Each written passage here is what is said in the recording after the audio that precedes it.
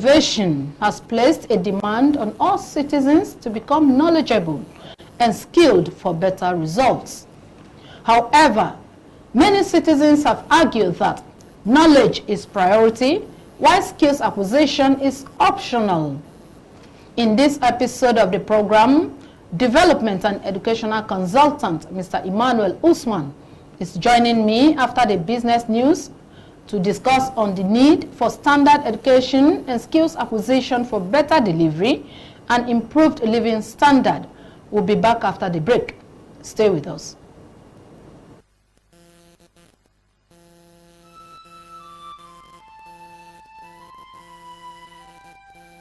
We are a nation blessed with people of diverse cultures, religions, languages, and opinions.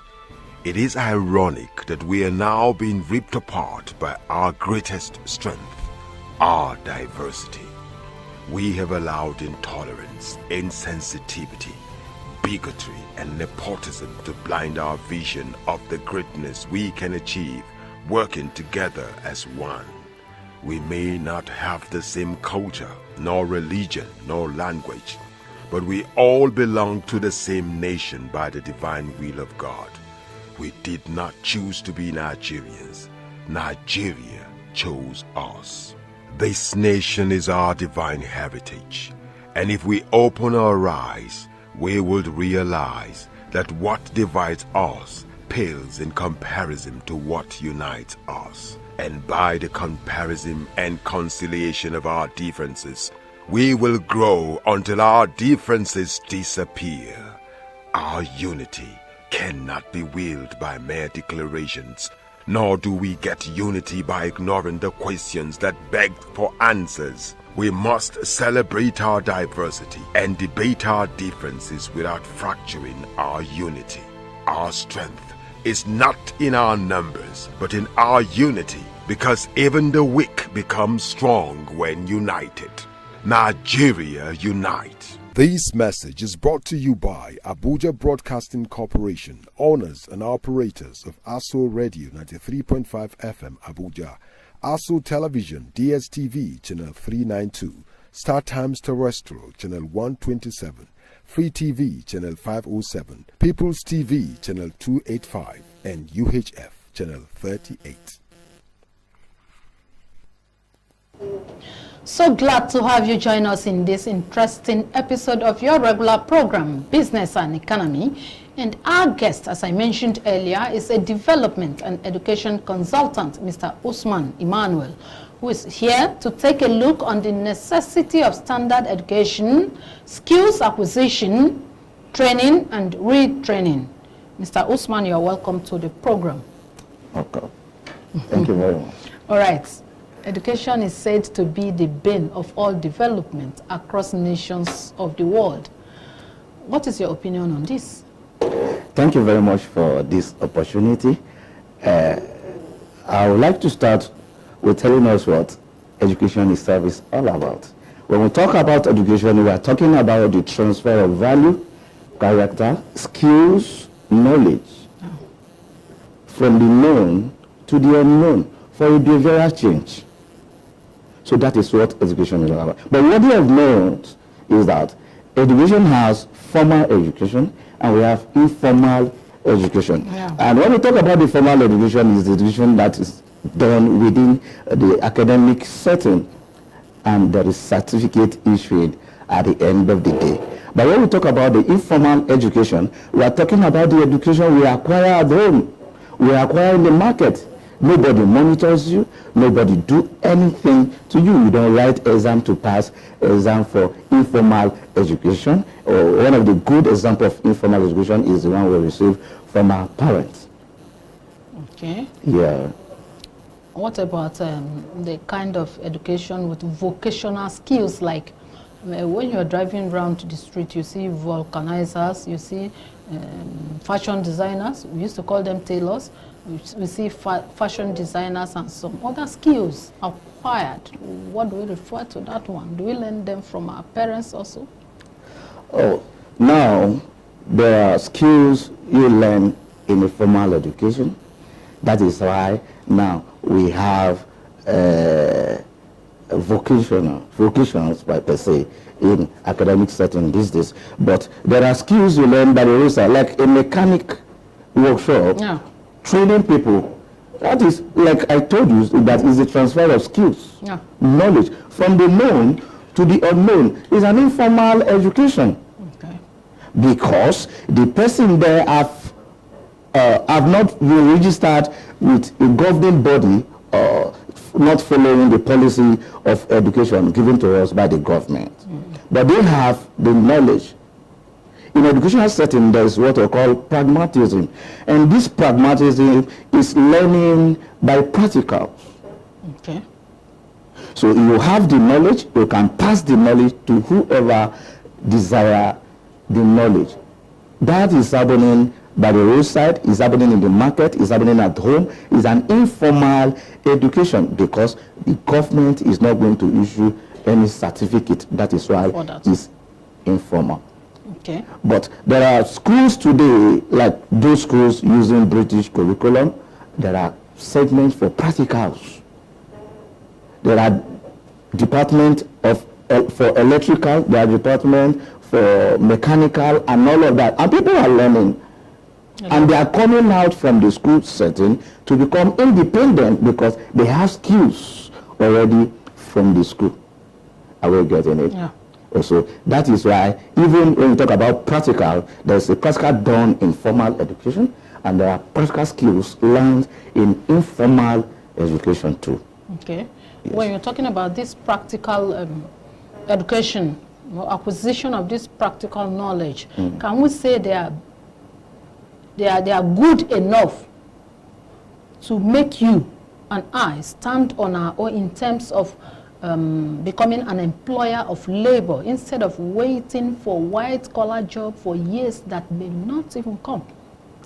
I was telling somebody that the major problem we have is the issue of I am a graduate and there's no need for me to start something small. Let me wait for a white-collar job. That is the major problem we're having. Now, don't forget that a salary earner is a poor man if you are waiting for, depending on your salary alone. So you need more skills. You need more skills to be able to earn more. Creating more avenues of revenue. For more income, for revenue generation. Okay. Are we together? So when you have these skills, you are dependent. You are independent. Sorry. You are independent. You can stand on your own. You can employ people, pay people to work for you. So it's not everything we wait for the government to do for us. Government cannot even do all for us. So if you want to be great in life, you have to add more skills to the knowledge you acquire from school so that you can be independent and earn more money and help the society at large. Like I said in the intro, some persons are of the opinion that the acquisition of knowledge from higher institutions of government, both government and private institutions, is of priority, while the acquisition of skills is nothing to write home about. Can you expatiate on them? The need to acquire skills in addition to the knowledge that you have acquired from the higher institution of learning. The world we live today is digitalized. So new skills are coming up every day to upgrade what you think you know before. So if you don't avail yourself to learn a new skills, there's no how you can improve on yourself. And now, delivery. And your delivery per se.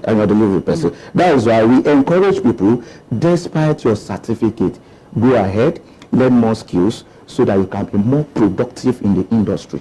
So are you of the opinion? Somebody said something to me sometimes, said there's a difference between certificate and certificate. That was the first time I heard of such on this program now. And he insisted that, like you said, people should learn more of certificates to certificates. What can you say about that?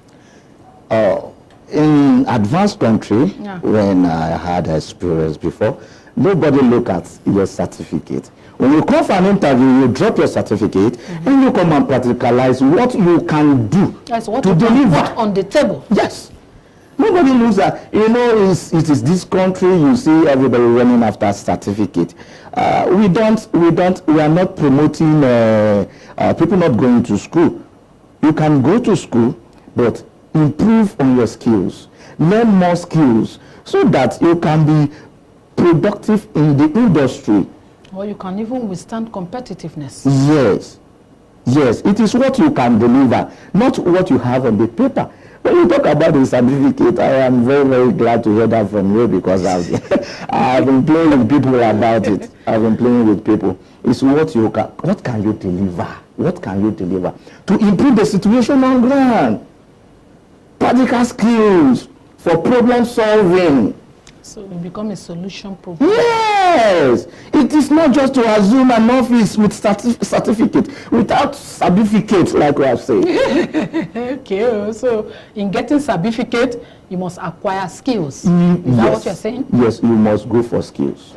What of, let me use a scenario. Somebody has gone to school, acquired so much certificate as high as a PhD. You are telling the person to come back to certificate. Is that possible? To humble myself to begin to learn skills. When I have a doctorate degree as a certificate. Sometimes it's so funny that you have some persons have spent almost 25 to 30 years in school in this industry, educational industry. And at the end of the day, you come to beg to apply. What are you begging to apply? Hey, now you have certificates. What are you begging to apply? Apply so all the years, does that mean that all the years you have spent in school, you have not developed a skill? You develop knowledge. You develop only knowledge. Come and work here in the public service or in the private sector. you see, that is why I used to talk, we don't talk about education. We talk about the transference of skills. Oh. Don't forget. Knowledge is needed. Don't forget. You understand? But your ability to put this knowledge to work, choose your skills acquired from school. Okay. There is no course you study on the surface of the earth that does not have opportunity for you to stand on your own and make money. To be independent? Yes. There is no course. But that will not come without skills acquisition. There's no course. So that is why when you graduate, there are some professional skills in your field of study that you must go and learn. Okay. So that you can be distinguished in the industry and be productive for our economic growth. Okay. Now, looking at basic education, who can we say is entitled to acquiring standard education? Let's come home in Nigeria. It's okay. Is everybody, all Nigerians, acquire basic education? Now, education is a fundamental human right. Education is a fundamental human right. Everybody, regardless of your background, regardless of your religion, wherever you are coming from, you are entitled to a standard education. And when we say standard education on one side, how can we say education is standard? Well, for education to be standard, that education is teaching moral, character, skills, knowledge in a conducive environment.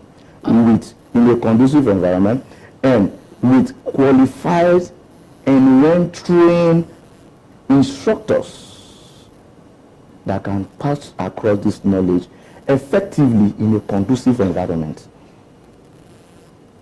When you say conducive environment, you are aware that a lot of schools, especially private schools, when you visit some private schools, you'll be surprised at what you see. And then the government schools that we have as of today, you will also agree with me that a lot of them do not practice or they don't teach skills. So what can we do? When you say conducive environment? Equally, I am an advocate of a standard education for all. From my assessment, I have noticed that the less privileged children are passing through a lot. A lot as how? Because they don't have access to the standard education. How do you mean? It's because, the Nigeria that we know is that government offices are for lazy people, while private sectors are for intelligence and so serious-minded people. People don't take government jobs so serious. Government also, in other way around, don't pay more attention to their own. I beg to disagree. All right. Are you saying that I am lazy because I am working for the government? Am I lazy? No, you are not. You are not lazy per se, but okay. Let me look at it from the angle of education, where I'm coming from. You go to public schools today, you see only the principal, the headmaster in the school. Maybe at the village or the local level? But the village, here in Abuja, I've seen when you go to school, you see children still coming to school by 9 o'clock, going back home by 11 o'clock. Primary, secondary school? Primary, secondary school, to be specific. Ah. Now, I am not here to talk down on anybody. I am not here to fight anybody. I am not here to say, okay, this private school that people are running to, and some children cannot go, we should shut down the private school. No. Oh, the government's public school, they are not working, we should go and deal with the teachers there. That's not what we are here to do. But for me, there is need for us to synergize, put our strengths together to see how we can make this standard education available for the less privileged, because both the less privileged children and the privileged children that are going to the private school at the end will still be in the same society. If we have standard education for everybody in this country, we will have a better economic growth, we will have a better society to call us in the nearest future. Now, you are trying to analyze the hindrances or the barricade between government schools, public schools, and then private schools. Now, you and I know that private school can give you the standard you offer your children. And that is why you don't mind how much you pay to send your children to private school. But because the government school, which is the public school, cannot give us the standard we want, we don't send our children to that place. And the less privileged children, that they don't have the capacity to go to the private school. So they end up going to the public school. And at the end, they don't have this equal right that we are talking about. It's painful to see that at the end of the day, these children from the less privileged children want to become the governor of the state tomorrow, want to become the head of department tomorrow, want to become one thing or the other to lead in this country tomorrow. And they don't have this foundation. I am not talking about the higher institution in this country. I am basically talking about the primary and the secondary schools in this country. And that is where foundation is built for. So if we don't have good foundation, we cannot be sure of having a good country, a good society in the nearest future. So now, what can we say are the hindrances or the barriers to accessing standard education in Nigeria? Now, number one to start with is our political system, which I'm not here to talk down on anybody, but our political system is so porous to the point that now teachers recruitment in Nigeria now is not like a political appointment. How? People are not well trained. They send them to the field. People are not qualified because you have a recommendation. So they recommend them for the job. So they'll tell you, this is it's not my father's job. It's not my personal job. This is a government job. So even if I go to work, I don't go to work at the end of the month, I'll be paid. So it is not my problem. Now, because somebody help you during campaign and you won the election and you want to compensate their effort, you send them to the classroom. That they don't have, They don't have experience. They don't have experience. They don't. Some of them don't even have the certificates. Talk more of the certificates, and they are there, toiling the destiny of these children. Tomorrow we can't have analytical thinkers from the public school, and it's very, very painful. It's very, very painful. It's very, very painful. How can it be that we have 12 weeks in a term? In a term, we have 12 weeks. And I went to one public school, and I want to see what they have done at the 6th week. That's half of the term. Half of the term. I noticed that what they were able to do is just 1 or 2 topics. It means for 5 weeks that they have gone to school, they did only 2 topics. That's in a public school, right? Public school. No homework. No homework. Nobody is monitoring their notes. Are they even writing notes? So this is painful. This is painful. This is painful. This way we cannot develop or cannot improve our economy. We cannot improve the leadership of this country in the nearest future if we leave it open like this.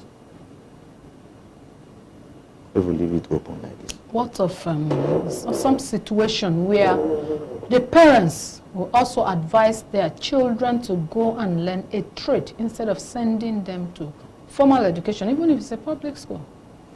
You've not seen a situation like that before? Somebody have like 2 or 3 children and said, you, go and learn mechanic.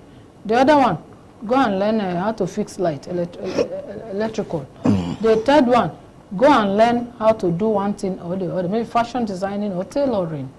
Meanwhile, there is government school at least for them to access. What do we say of that? Do you know, I will not blame them to some extent. Why? Reason be that they have already seen that there is nothing serious with most of the government school we have in this country. So taking your children to that place is a kind of waste. You are wasting your time. Taking your children to that kind of school, you are wasting your time because there's no moral. There's no moral in that school. Characters are not taught. Talk more of academics. So it is better they now face the vocational skills. They should develop more on skills that can help them to be independent tomorrow than to send your children to this kind of school and just waste your time. You can see a lot of people out today, a lot of the talks we have today, the tout we have today is because they have no standard education from primary and secondary school. Take for example, most of the private schools in this very Abuja, all the children from those schools are children that have character, are children that have morals, are children that are very, very good academically. Why? They are paying for it. And people are well trained to do that job. Now, you go to the private school, they are using British curriculum. You go to the public school, we are using our homemade curriculum that has no room for skill acquisition. Even when there is room for skill acquisition written in the curriculum, there is no implementation. But I remember during my own primary and secondary school, we were taught a lot of skills. Even from primary school, they will begin to teach you how to use needle to patch your own clothes. That is, you're tending to train you to become a tailor or something. You can amend your own clothes by yourself, but somehow, somewhere, something happened, and I don't know what happened. Why we are where we are. You know, during your time, we are talking about 80s, we are talking about 90s and all of that. 80s, not so 90s. That was when education was still very good. That was when we still have monetary team from the advanced country. That was the early stage when the Western education was introduced into the country. Education was still very good, and private schools were not as surplus as it is now. Go to every corner. Go to every corner in your community. You see private schools. I remember we had any private school then. I cannot. Are you getting it? So people had no option than to send you. Your parents had no option per se than to send you to the public school. To the public school. And public school at that time had a standard.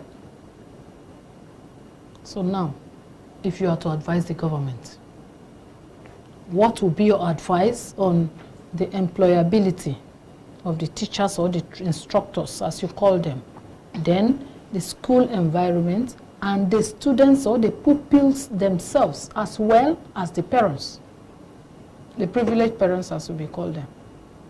What will be your advice to this segment of the society? Now, the education of a child is not only for the teachers. It includes the parents, the community, and the school community. Now, the government as well. Number one, my recommendation, or I'll be calling on the government, all the elites that have like men in this movement. Like I told you before, I am an advocate of a standard education for all, for everybody. Now, what can we do? We are not here, okay, let's go and sack these teachers who are not working. No, not at all. Those are not needed. Those are not needed. But what can we do now?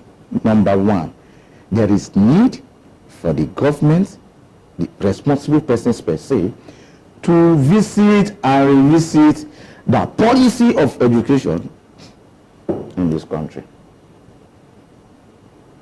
so that we can tailor the policy towards including and making sure there is skills acquisition, that somebody can graduate and say, government, I am not depending on you. Okay. Yes. I can stand on my own, even generate more revenue for the government. And now, that is number one. Okay. That's number one. Number two, there is need for partnership. There is need for partnership. For example, last year, I single-handedly organized a workshop on effective classroom management strategies. And what is that one about? Is to groom the classroom management skills of teachers. From Dudu, Dakwa, and Madala, single-handedly, just to transform my system, I have a plan for this country. Personally have a plan for this country. And that was done free of charge. And people are calling me now. The participant didn't pay? They didn't pay. I use my resources to organize that, because I'm promoting, like I told you, standard education for all. Because I was coming to ask you that, as an advocate of education, what have you done to support standard education in Nigeria? It's okay. It's okay. Then I am in the spirit then. It's okay. Maybe let me excuse that. We'll get to that point later. Okay. We'll get to that point later. Then there should be quality assurance team. Functional quality. I'm not saying they don't have quality assurance team in this country. We may have. But functional quality assurance should be set aside to monitor the activities of public school in this country. That is number two. Okay. That's number two. Number three, government should visit again the remuneration of teachers in this country. If teachers are not motivated, they will not teach well. They will not perform well. Like in classroom now, there's need for the learners to be motivated to learn well. Equally, there's need for teachers to equally be motivated to be able to teach well. Are we together? Yes. In advanced country, teachers earn more than every other person because there's no provision on the surface of the earth that was not taught by teachers. So, if government, if you are paying me well and you are monitoring me to do my job, I think you are right doing that. But if your payment is not consistent, like primary school teachers, there are times 2 months, 3 months, they have not paid them. Sometimes I will come and don't have much to say because they're not even paying them when they are supposed to pay them. And these people have family. You see a teacher in public school, their own children are going to private school because they know there is low standard in public school. So government have to look at that as well. But if possible, I have a team for this advocates. Are we together? Advocacy, yeah. For this advocacy per se. I have a team. We are out to train, to retrain, and to make sure that everybody have access to this standard education. All right. So we are calling on the elites, calling on the government agencies that have the like mind with us to support us if need be. You can organize a program, invite us for the training, we will come and do the training. Is it for free of charge? You will come and do the training. For free of charge? For free of charge on my part, but logistics can be made for my team. Okay. Yes. All right. When you talk about the need for government to encourage the teachers and the learned,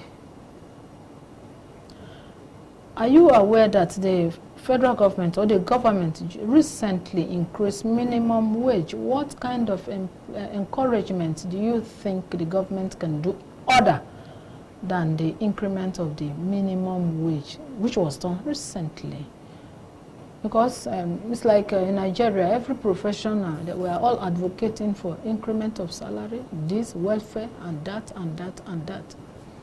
I wonder when this comes to an end. The minimum wage is also subject to your previous salary. Yeah. Is that true? It's worked from your previous salary. Yes, it's true. Is that true? So it doesn't make any difference what we are saying. Reason being that before the private school will increase their school fees, they will not consider whether they have increased your salary. You are facing the same thing. You are facing the same thing. Before the market men and women increase the money for foodstuff, they will not consider whether your salary have been increased. Are we together? So please, I would like, if at all, the government can also revisit their salary, their teacher salary scale, and all of that. Then there's something I want to say. Then there are times, because this whole system is even corrupted. I'm so sorry to come to the this kind of platform to say this. The whole system is corrupted. Now, you see some books written boldly, not for sale. But children are paying for it. Whose fault? Is it because of non-monitoring and evaluation, or? There is no, like you said, there is no monitoring and evaluation. And number two, how on earth you keep somebody for 2-3 months, you have not paid. They say they are working on something. What are they working on? And so people are tempted to do what they're not supposed to do. No, but they don't ought to.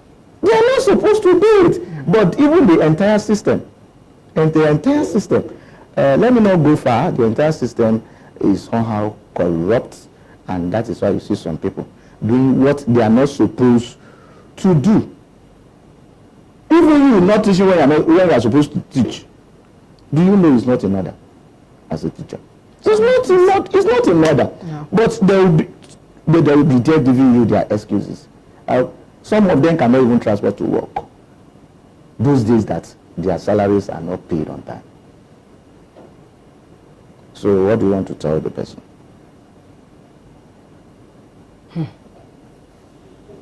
What do you want to tell the person? So government has their own to play. The parent has their own to play. Parents too, let me talk to the parents. How on earth you allow your children to leave home 9 o'clock and return back home 11 o'clock? What have they done in school? And you careless because you think, is it not a government school? There's nothing serious there. Why? So we have our own part to play too as parents. Teachers too has their own part to play, like I've spoken about the government part to play.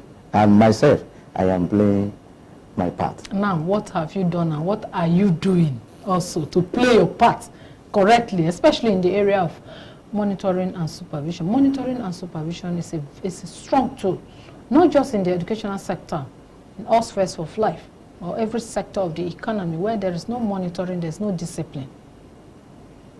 Now, when you are not in the corridor of power, there are limits to things you can do.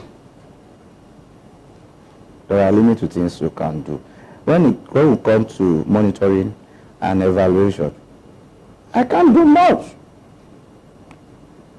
Government have not engaged me to monitor the affairs of this education we are talking about. And what you are doing is social corporate responsibility, playing your own part to I'm ensure playing my that the part. society, yeah. Yes, I'm playing my part.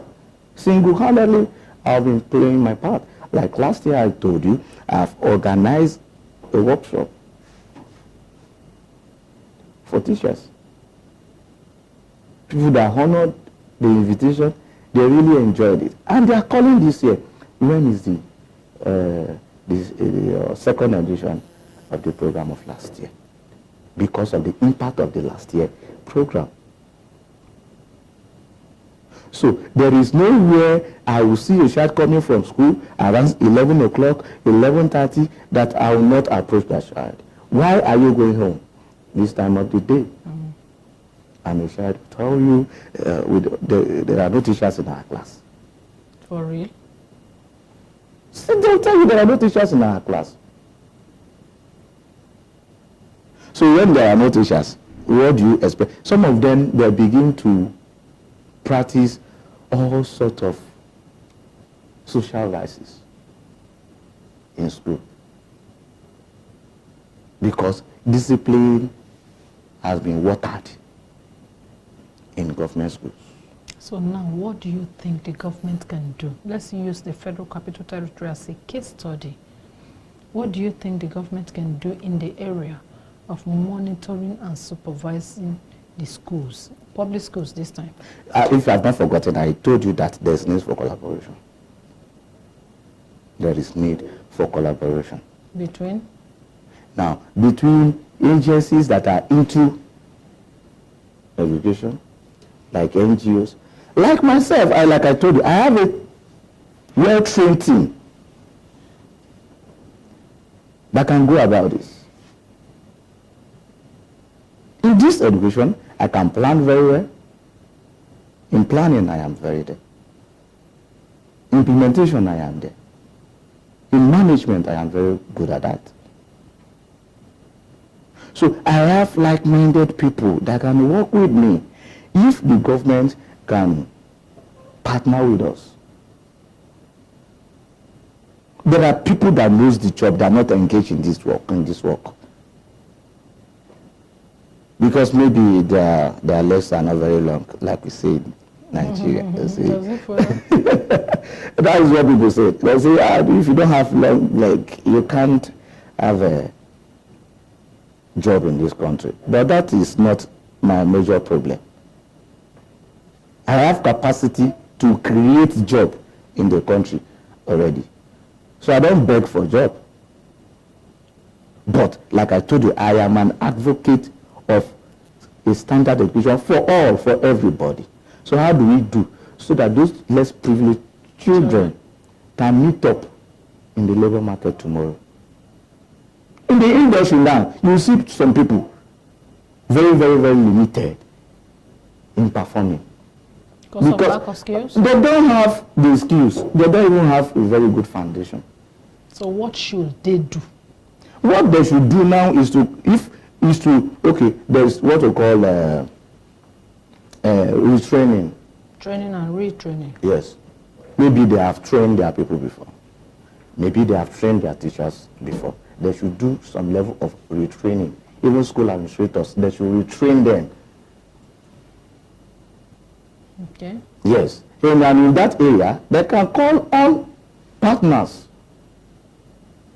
that we can come in with British standard so as to improve the quality of public schools in Nigeria.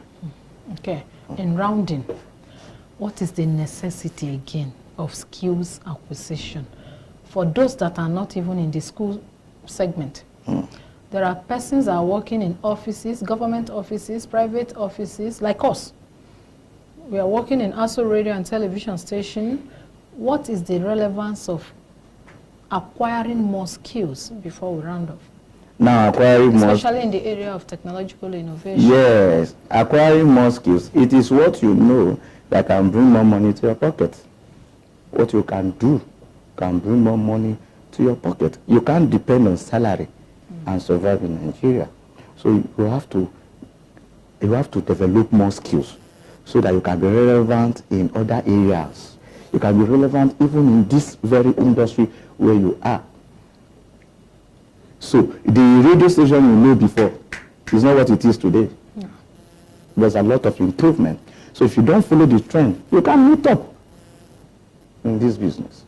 So it is very, very important we improve on our skills so we can be relevant everywhere, any day, anytime. Okay. With that advice, we have come to the end of today's program. We have said that you need to be relevant in your area of skills and your development. You need to be relevant in your area of delivery, in your profession. In that job that you are doing, you need to be relevant. The only way you can be relevant is to acquire more skills, especially in this era of technological innovation, so that you can deliver more on the table and contribute to the growth and development of our dear country, Nigeria. The guest we have been speaking with is a development and education consultant, Mr. Emmanuel Usman. Mr. Usman, we want to thank you for finding time to honor an invitation to be here on today's edition of the program. Thank you so much. All right. And to you out there, our esteemed audience, we sincerely appreciate your time with us today again on the program. Stay with us for more on our programming. I am Ile Emeje saying good day.